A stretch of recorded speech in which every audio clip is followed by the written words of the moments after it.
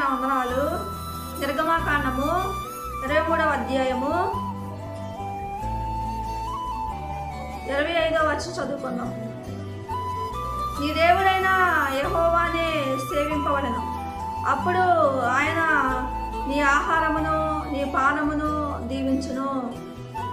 దేవుడు మనము తినే ఆహారాన్ని మనం తాగే పానమును ఎప్పుడు దీవించేవాడిగా ఉంటాడంటే మన ప్రవర్తన దేవునికి ఇష్టమైన రీతిగా ఉన్నప్పుడు, మన పరిశుద్ధమైన జీవితం జీవించినప్పుడు, మన క్రియలు సరిగా ఉన్నప్పుడు, మన నోటి మాటలు పరిశుద్ధంగా ఉన్నప్పుడు, మన తలంపులు మంచిగా ఉన్నప్పుడు, మనం మాట్లాడే మాటలు మంచిగా ఉన్నప్పుడు దేవుడు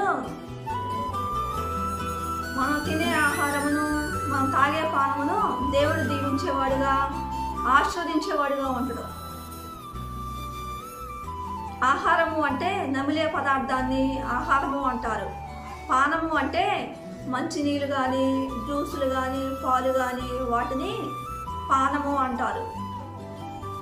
కొంతమంది ఈ లోకంలోని అనేక రకమైన చెడు పనులు చేస్తూ వ్యభిచారం కానీ దొంగతనం కానీ అబద్ధాలు కానీ బూతులు మాట్లాడటం,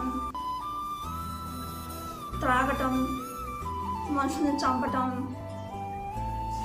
రకరకాల ఈ లోకంలో చెడు పనులు చేసేవారుగా ఉంటారు. చెడు పనులు చేసి ఆహారాన్ని తినేవారుగా ఉంటారు. పానమును తాగేవారుగా ఉంటారు. అలా తాగేవారుగా ఉంటే మనం తినే ఆహారం మనం తాగే పానము పాపమైపోద్ది అంటున్న దేవుడు.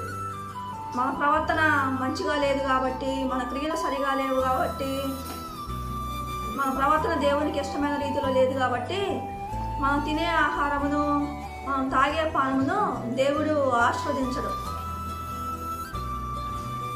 కొంతమంది కుటుంబ సభ్యులు ఇంట్లో ఒకరినొకరు ప్రేమించుకోకుండా, ఆప్యాయతను రాగాన్ని పంచుకోకుండా, ఒకరి మీద ఒకరు కక్షలు పెట్టుకొని, పగలు పెట్టుకొని, ద్వేషాలు పెట్టుకొని, కుళ్ళు స్వార్థం అసూయ పెట్టుకొని, మస్త్రములు పెట్టుకొని పోట్లాడుకునేవారుగా ఉంటారు.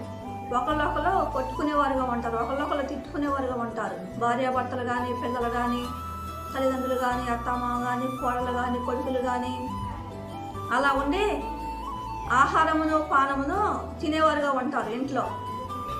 అలా మనం ఆహారమును పానమును తినేవారంగా ఉంటే ఆ ఆహారమును దేవుడు దీవించడు.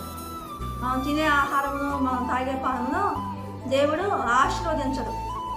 అలా మన క్రియలు సరిగా లేకుండా, మన ప్రవర్తన